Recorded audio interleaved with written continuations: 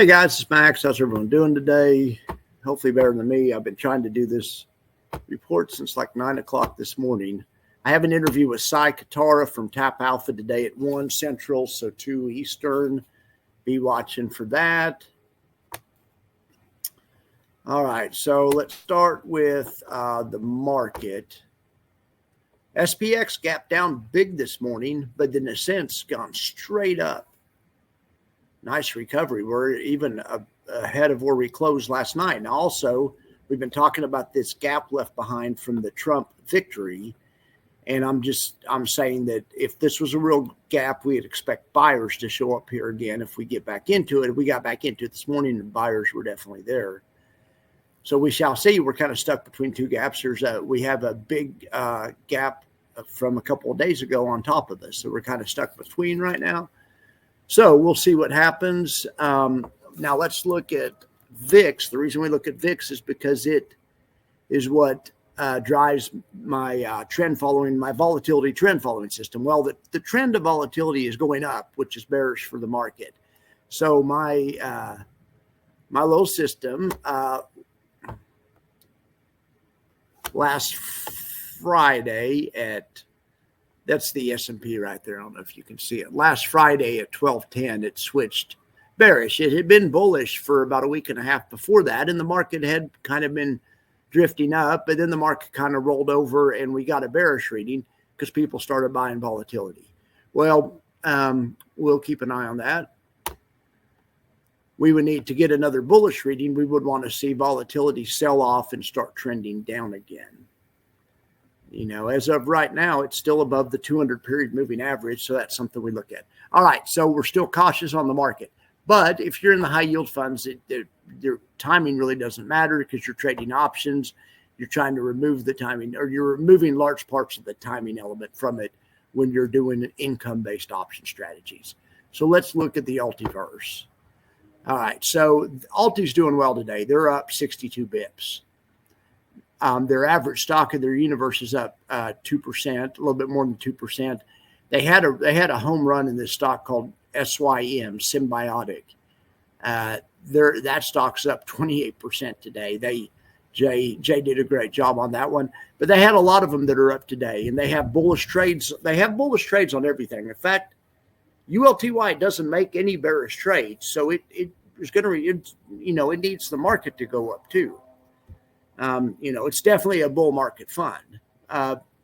So just keep that in mind. But as long as the market's going up, it ought to be good. Now, the other thing is ULTY is not based on an index like a lot of these other funds are. So it's not as correlated directly to the market, say like a QDTE is or a triple QY is.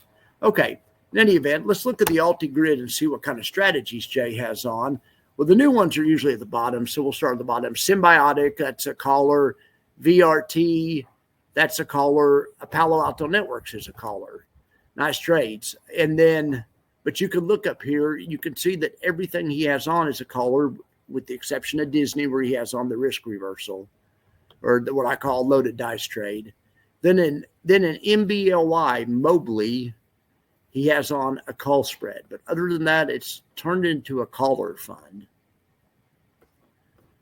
It's turned into a caller fund. And when I first started covering it, they had more covered calls and covered call spreads and stuff. But lately, they've been doing callers. So keep an eye on that. Now let's drill down and look at some of the specific trades. I want to show you this Symbiotic trade. He nailed this one. Well, he's up about $500,000 on it right now. What he did is he bought 116,500 shares of stock. It was around $30, 30 and a half. Then at the same time he did that, he sold the 35 call. Then at the same time he did that, he bought the 27 put. So he's in a situation where he really can't lose. I mean, under 27. He's locked out any losses under 27 because he's put on a hedge there. And it didn't really even cost him any money because he used the money from the call. So essentially he's doing a covered call with a call is just a covered call with the built-in downside hedge. In any event, it worked out great. So the stock overnight went from 30 to like 36 or something. Unfortunately, he sold the 30. I thought it was the 34 strike. Why is this? No, it is the 35 strike. Okay, I was just making sure. He sold the 35 strike. He bought the 27 strike. All right, so let me see this. And he got more shares also. Oh, no, that's right. It's the same amount of shares. No, that's right. Okay. All right, the math's right. Anyway, it was about a $30,000 credit, so that'll go to the pile of money that he pays the dividend with. But the NAV of ULTY is actually going to appreciate the equivalent of whatever it is from 30 to 35. So it's 5 points. And he has 116,000 shares. Pretty nice little profit. It's about $500,000 where it stands now. We'll see how he manages this trade. We'll see if he takes it off or if he leaves it on. If I was him, I'd take it off. You've already made 500,000 at this point. If you roll the time forward 3 more days till expiration, you can make 548. So you stand to make another 40,000 or 30 or 40,000. But if the market should go, but you stand to lose the whole thing. All the market has to do, I mean, not really the market, but if this stock were to drop, and granted, it's probably not going to happen. But anyway, I take this one off the table. Take the $500,000. Don't take a chance on a black swan happening overnight and knocking this stock back down or something crazy. Don't take a chance on that. And I bet he does. I bet he takes this off the table, or maybe half of it off the table. The other day, he was managing a Disney trade, and he took half of it off the table. We were watching that trade with him. Anyway, so this is a good trade, and he nailed it. So let's see what else he has. He has a trade in Target and they actually have not reported earnings, but it's actually basically the same trade. He has shares in Target.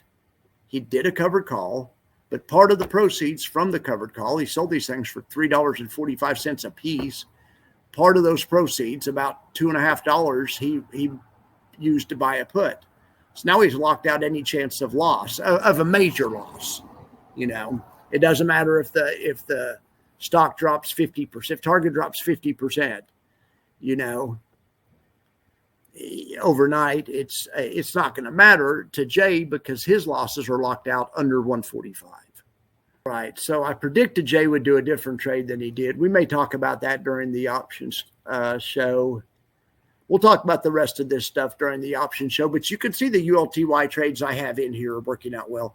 CrowdStrike's up 200,000. NVIDIA ULTY trades up 70,000. Some of those are my own, but here's the Rocket Lab ULTY up. They sold that. I need to take that out of there. I didn't catch that here. Let's do this real quick. Let's close trade. All right. Well, looks like a pretty good day in the market. What do you guys think?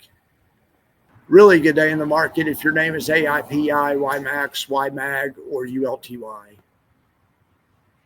Or FTHI, to be fair, or Maxi. Those are your standout funds. Single stock buffer report, it's the same. It's always SMCI or one of the high flyers or MSTY. It's always at the head of the list. AIYY, look at that. AIYY up 14.9%. Think about that in a covered call, in an income fund. There's an income fund out there named AIYY, pays an income. I don't know what it pays. I don't follow this on a daily basis. It's probably a pretty nice income. I don't know what it's been averaging. And it's up 14% today. Its NAV is up 14% today. Think about that. It's paying you an income, but it's also a growth fund.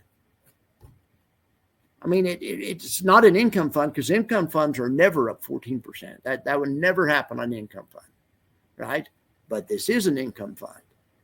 Or is it or isn't it? It's an exciting time to be an investor. Real exciting time to be an investor. Think about that. You're getting your income. If you have some AIYY, you're getting some income. You're getting your income. All right. but you're getting your NAV appreciation too. All right. A lot of this, you guys can pat yourself on the back for it. A lot of this is because of the nonstop griping about the upside being capped. And so we figured out a way to get it uncapped, and we griped until Jay fixed it. It's a great time to be an investor. All right. So be watching for my show today with Cy Katara at 1 o'clock. And also be watching on Bone Up on Options. I'm going to give you guys a badass winning trade. I'll give you a preview. Look at this GME trade. That would be a badass trade to do. Make about a 20% profit the second you put the trade on. And it's on for 2 weeks or a week and a half. If GME should go to 40, this trade's worth $1,000. If GME stays here, stays right around where it is, but doesn't go to 40, that's fine too, as long as it doesn't drop more than 6.5%. Anyway, I'll show you guys how to do that trade in the Bone Up on Options with Max.